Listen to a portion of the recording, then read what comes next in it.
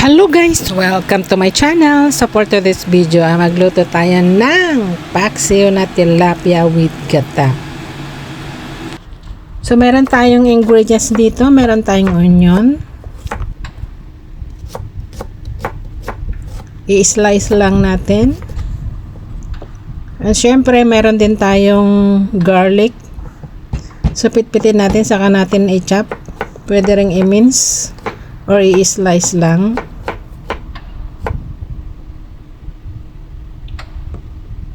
At syempre meron din tayong ginger, pantanggal ng lansa.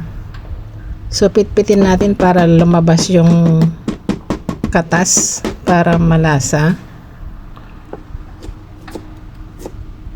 Saka natin i-slice ng manipis. So ilagay na natin sa ating casserole. So onion, garlic, ginger, and then ilagay natin yung isda.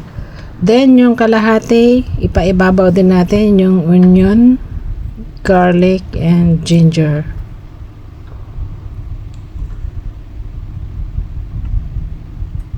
Then saka natin ilagay yung green chili, and then maglagay din tayo ng black pepper and salt.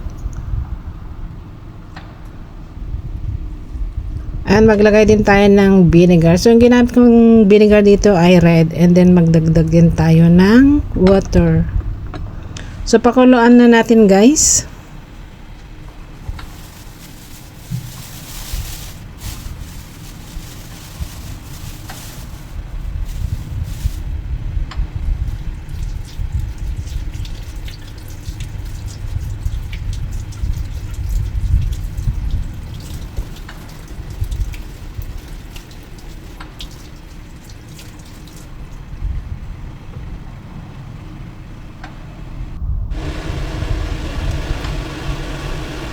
So ayan, medyo luto na siya. So ilagay na natin yung ating vegetables. Ang ginamit kong vegetable dito ay okra kasi ito lang ang available dito at sa ating ref.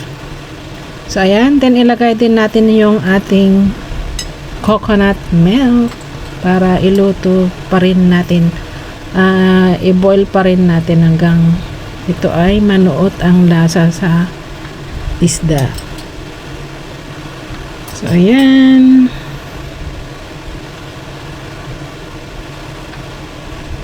So cook for a few minutes hanggang ito ay medyo matuyo siya.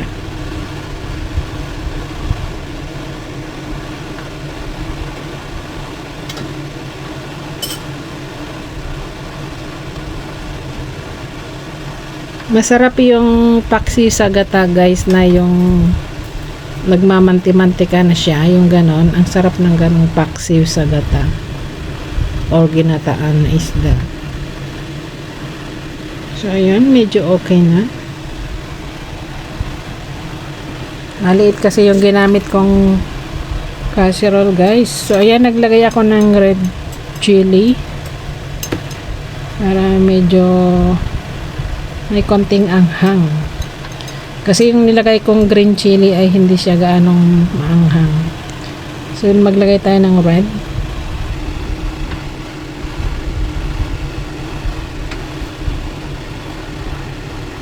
Wow, ang sarap guys, perfect. Taob na naman ang ating rice nito. Mapapadami na naman tayo ng kain.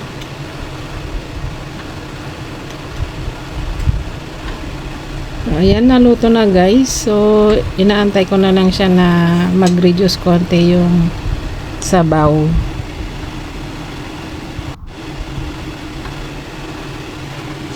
Ayan, thanks for watching. See you in my next vlog. Please like and subscribe. Bye bye.